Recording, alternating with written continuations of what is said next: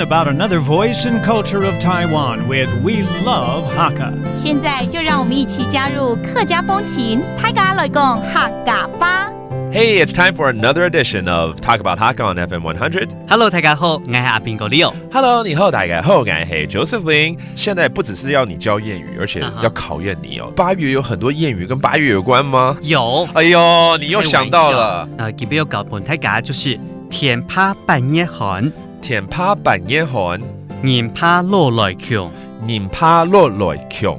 好像有点天怕地不怕，人怕什么之类的，有那种感觉。有天怕，但是没有地不怕。哦，好，但是也有人怕。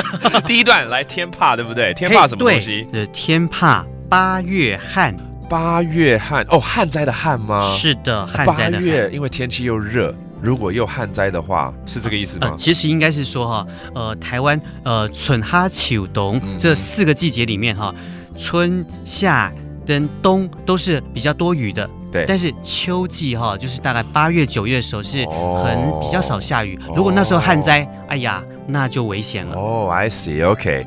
So there's a lot of rain that comes during the year, but during the month of August, a lot of times it gets kind of dry, and that is actually dangerous for the crops and people in general. So, okay, 天 the heavens fear the droughts. 那后面人怕什么，对不对？人怕老来穷。人怕老来穷，当然啦。对啊，我现在年轻都怕穷了，何况是老了。是的，所以这句话就是要呼吁大家，要做好未雨绸缪的一个计划跟打算。现在要赶快存钱了，就像我们要在8月份，也许如果没下雨的时候，要赶快储水。That's true. All right, let's listen to the English explanation here.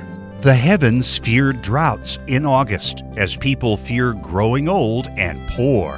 This Hakka proverb means that if droughts occur in August, it would be just as horrifying as an old poor man without a family to rely on. Taiwan typically has abundant rainfall throughout the year, except in autumn. However, if there isn't any rain in August, it would adversely affect the growth and harvest of rice. Farmers could rely on the water reservoirs, but if an old man is poor and his children aren't around, he can't rely upon them. This proverb reminds children to help out their parents. And Leo, 我们再跟大家教这个谚语。天怕半夜寒，人怕落来强。And that does it for today's Talk About Hakka with Proverbs. 什么大家？俺只say 张来了。客家风情由客家委员会监制。 We Love Hakka has been brought to you by the Hakka Affairs Council.